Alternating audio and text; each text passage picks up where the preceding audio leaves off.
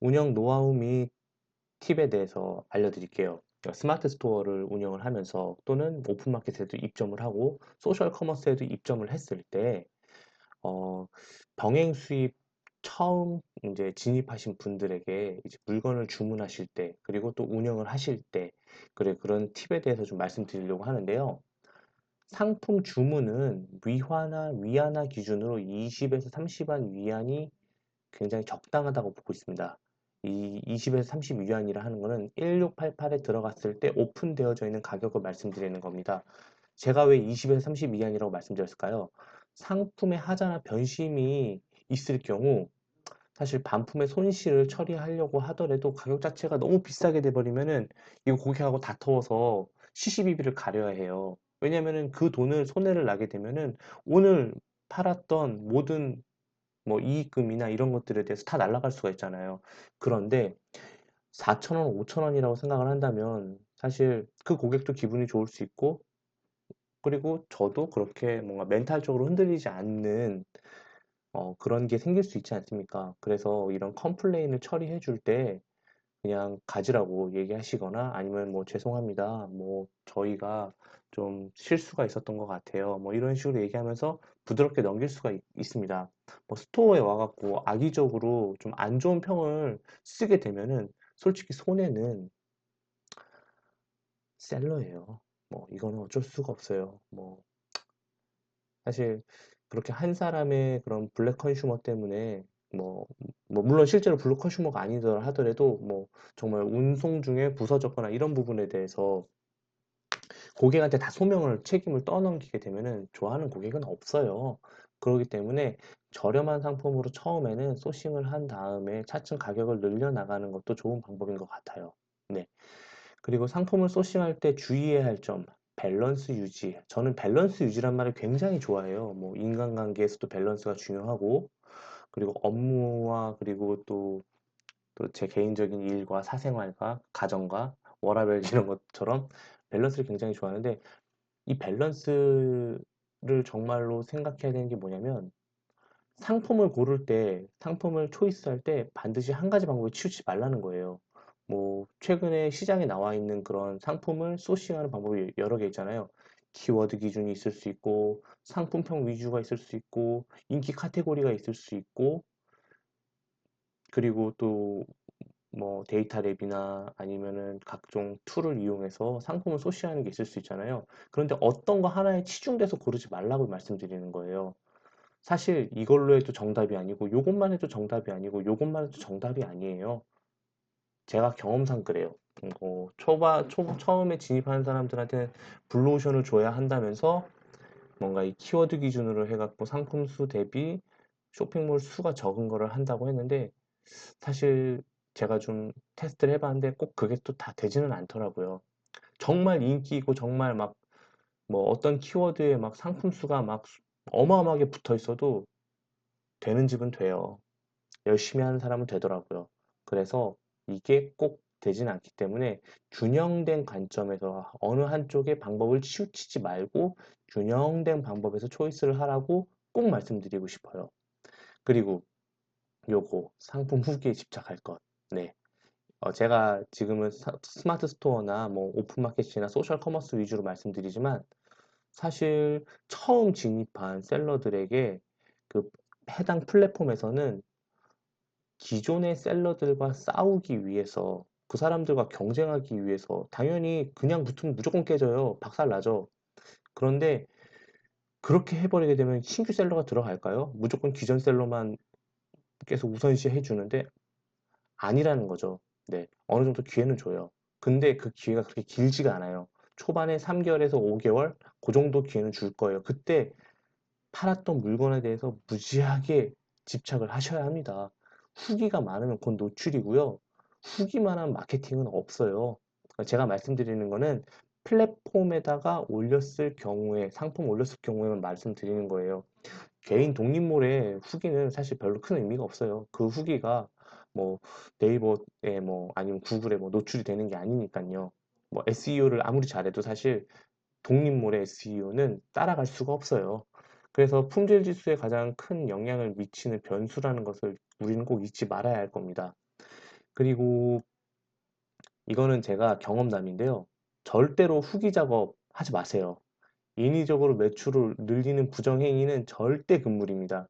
네이버가 아무리 구글보다 떨어지는 그런 뭔가 알고리즘을 갖고 있다 하더라도 다 잡아내요. 이거 한번 걸리잖아요? 끝이에요. 스마트 스토어 폐업 시켰다가 한 달 있다 다시 해야 돼요. 제가 말씀드리는 이 후기 작업이라는 게 뭐냐면요. 어, 주변의 지인들한테 시키거나 했을 때 간혹 가다가 하나의 와이파이를 갖고 있는 그 같은 장소에서 같은 와이파이를 이용해서 주문을 드르륵 넣어요. 전부 다 동시다발적으로. 그 다음에 물건을 받아요.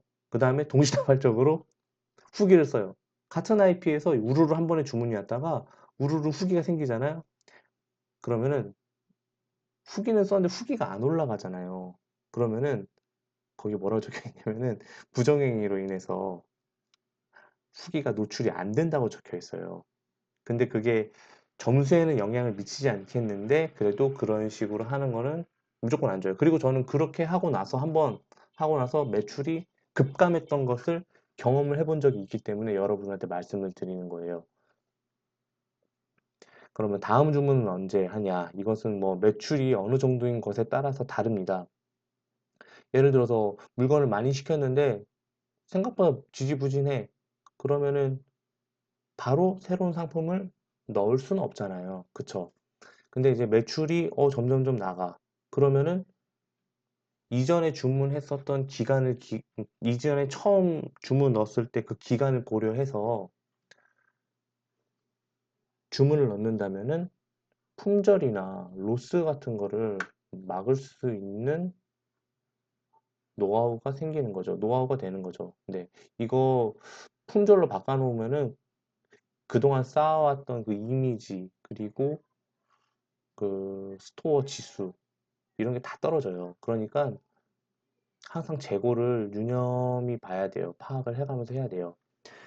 그리고 운영 노하우의 이제 마지막 팁인데요. 제가 1인 기업을 하라고, 그리고 1인 창업을 하라고 말씀을 드려요. 그래서 저희 카페에도 그런 식으로 글을 많이 올려놨고요. 그 말 뜻은 뭐냐면은 혼자서 해야지 고정비가 많이 안 들어요.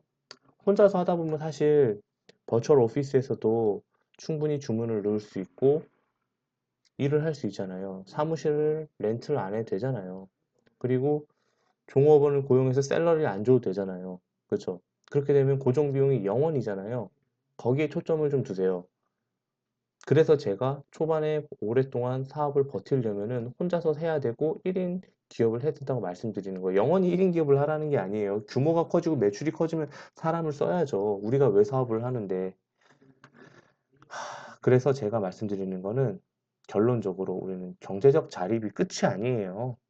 1인 기업해서 뭐 자유롭게 뭐 세상을 떠돌아다니고 노마드처럼 그게 끝이 아니에요. 제가 말씀드리는 건 그거 하라고 지금 제가 이거 알려드리는 거 아니에요. 회사다운 회사, 정말 돈도 많이 벌고 하라고 제가, 근데 초반에는 작은 성공부터 해라. 욕심을 내지 말고 해라. 라고 말씀드리는 거지. 처음부터 막 무조건 1인 기업만 하세요. 뭐 최저임금도 비싼데 뭐 주휴수당도 줘야 되는데 그런 걸 미연에 방지해서 하라는 게 아니라 처음부터 멀리 큰 그림을 보고 가시라는 거예요. 그리고 우리의 최종 목표는 경제적 자립이 아니고 나만의 고유한 사업 영역을 만드는 것이고 사업가로서의 인사이트를 만드는 것이다 라고 말씀을 하는 거예요. 스마트 스토어를 운영하지만 내가 오픈마켓을 운영하지만 트렌드에 민감하고 늘 깨어있고 받아들일 수 있는 그런 오픈된 사람이 되어야지 온라인 사업을 롱런 할 수 있는 것 같다는 생각이 들어요. 제가 예전에도 한번 말씀드렸어요. 제가 처음 사업을 시작했을 때 저랑 같이 했던 저보다 선배 혹은 저보다 조금 후배들, 후배 사장님들 다 사라졌어요. 뭐 어디 가셨는지 잘 모르겠는데 물론 더 훌륭한 뭐 분이 되셔서 뭐 이제 사업을 그만두신 걸 수도 있는데, 근데 대부분 업을 접은 경우가 많더라고요. 근데 제가 지금까지 이제 버티면서 느낀 게 뭐냐면, 이렇게 트렌드에 민감해야 되고, 항상 고민해야 되고, 항상 깨어 있어야 되고, 겸손해야 되고, 그리고 항상 자기 분수를 알아야 된다고 생각을 해요. 그래서 여러분도 이런 운영 노하우와 팁을 가지고 한번 운영해 보신다면 좋을 거예요. 이거는 초보자들을 위한, 처음 진입하시는 분들을 위한 내용이지, 정말 이제 막 어느 정도 자리 잡고 하신 분들에 대한 운영 노하우는 아니에요. 왜냐면 다 알고 계시겠죠, 이 정도는. 네. 하시다 보면은 위기가 굉장히 많이 올 거예요. 그런데 겸허하게 받아들이세요. 항상 지금 일어난 것보다 더 큰 일이 일어날 수도 있으니까요. 그리고 그것도 다 해결해야지만 자리가 잡히고 어떠한 일이 일어나도 겸허하게 받아들이고 해결할 수 있는 지혜가 생기니까요. 네. 뭐 제가 좀 너무 사설이 길었지만 운영 노하우 팁 부분은 여기서 마치도록 하겠습니다. 그리고 카페 옹꿈사에서 제가 지금까지 했던 말들, 그리고 저한테 궁금해서 문의했던 내용들이 전부 다 자료로 다 되어 있어요. 많이 있어요. 오셔서 보시고 도움이 되시면 좋겠습니다. 네. 그럼 오늘 운영 및 노하우 팁에 대해서 강의를 마치도록 하겠습니다. 감사합니다.